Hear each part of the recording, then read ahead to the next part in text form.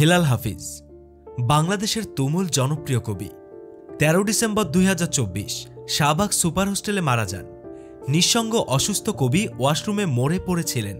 এই নিঃসঙ্গ জীবন তার একান্ত নিজের চয়েস ছিল। হেলেন নামের এক মেয়েকে ভালোবেসে বিচ্ছেদের পর আর বিয়ে করেননি। ব্যাচেলর হোস্টেলে থাকতেন, পরিবার ছাড়া একা একাই থাকতেন। আজকে হেলেনের গল্প শোনাবো আপনাদের।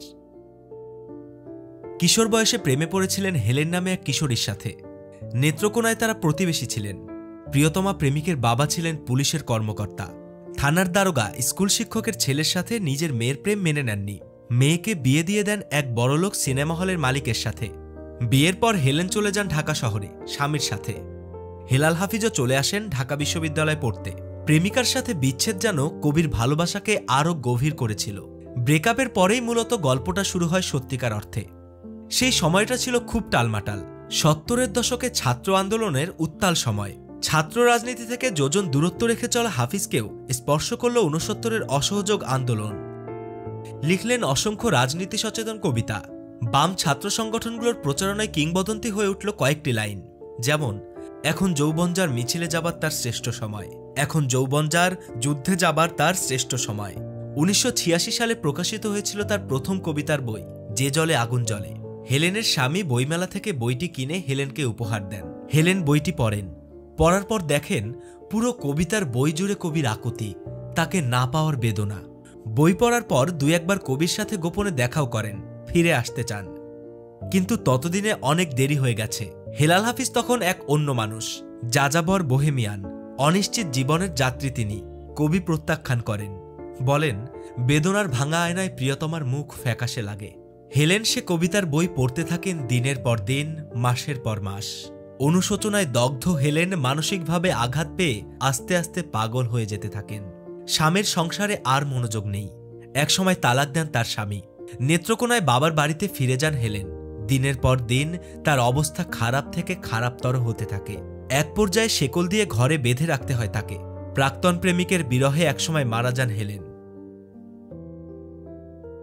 হেলাল হাফিজ নিজেকে কখনো ক্ষমা করতে পারেননি। কিশোরী হেলেনের বিরহ থেকে বের হতে পারেননি।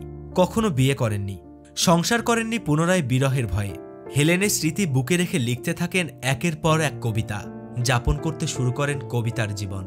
আত্মীয় স্বজনদের অনুরোধ উপেক্ষা করে পরিবারহীন এক জীবনের দিকে ক্রমশ চলে যান।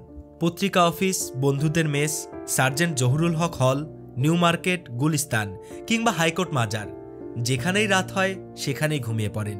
প্রেস ক্লাব একসময় তার ঘর হয়ে ওঠে। একবার হেলাল হাফিজকে জিজ্ঞেস করেছিলাম, আপনার কবিতার একটা লাইন আছে, থাক না ধ্রুপদী অস্পষ্টতা, কে কাকে গেলাম ছেড়ে। এর ব্যাখ্যা জানতে চাই। আপনি প্রেমিকাকে ছেড়েছিলেন নাকি সে আপনাকে ছেড়ে গিয়েছিল? তিনি হাসলেন, একটু চুপ করে রইলেন। তারপর বললেন, এই অস্পষ্টতাটুকু থাক। অনেকে তো বলে হেলেন নামে আমার কোনো প্রেমিকাই নেই, এটা নাকি আমার কল্পনা।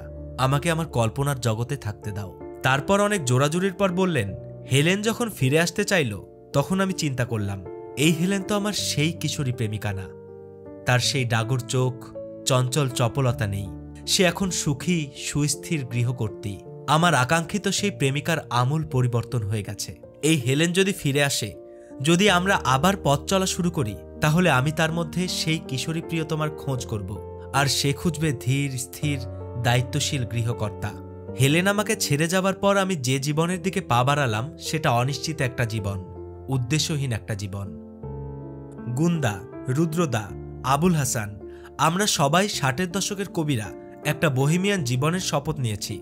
টিএসসি, হাইকোর্ট মাজার, গুলিস্তান, নিউ মার্কেট, যেখানে আড্ডা দিতে রাত হয় সেখানেই ঘুমিয়ে পড়ি। খাওয়া নিয়েও চিন্তা নেই। যার সাথে দেখা হয় সেই খাওয়ায়, পকেটে ২-৫টা টাকা দিয়ে যায়। মেয়েরা হাকিমের কাছে চিঠি, ফুল, রান্না করা খাবার রেখে যায়। ক্যাম্পাসে দেখা হলে দূর থেকে বলতো, ওই যে যৌবনের কবি হাফিজ বসে আছে। তোমরা জানো হয়তো, তখন ক্যাম্পাসে মেয়েদের সাথে সরাসরি কথা বলার নিয়ম ছিল না। যাই হোক, তখন আমাদের জীবনের লক্ষ্য কবিতা। কবিতা ছাড়া সুখী গৃহস্থী জীবনের কল্পনা তখন আমার জন্য নিশ্চিত মৃত্যুর সমতুল্য। সুতরাং কবিতার জন্য কবিতাকেই ছেড়ে দিতে হলো, প্রিয়তমা হেলেনকে ছেড়ে দিতে হলো। তারপর দীর্ঘ নীরবতা ভেঙে প্রিয় কবি বললেন, যে সংসার হেলেনকে আমার থেকে বিচ্ছিন্ন করল, যে সংসার ভীতি আমাকে হেলেনের কাছে ফিরতে দিল না, যে সংসার আমার প্রিয়তমা হেলেনকে উদ্ভ্রান্ত পাগল করে অকাল মৃত্যুর দিকে নিয়ে গেল, সেই সংসারের প্রতি আমার চিরস্থায়ী বিদ্বেষ চলে আসলো।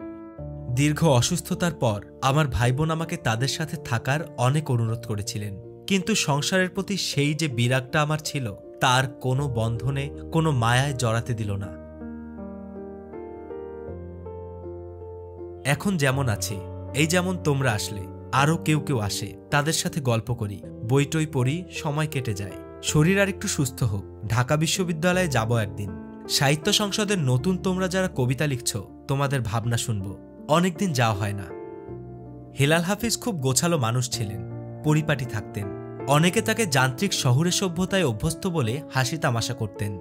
যদিও তার ব্যক্তিগত জীবন নিয়ে নানান বিতর্ক আছে, নারীসঙ্গ, বহুগামিতা, সমকামিতা, মদ্যপান ইত্যাদি সমালোচনা ঘুরে ফিরে এসেছে। তারপরও ব্যক্তিজীবনে তিনি কারোর সাথে কোনো খারাপ ব্যবহার করেছেন তার নজির নাই। তেলবাজি, গ্রুপিং ইত্যাদি থেকে বহু দূর থাকতেন। তাকে দেখে বোঝা যেত না ভেতরে ভেতরে তার ভেতর এতটা ফাঁকা, নিঃসঙ্গ, একাকিত্ব।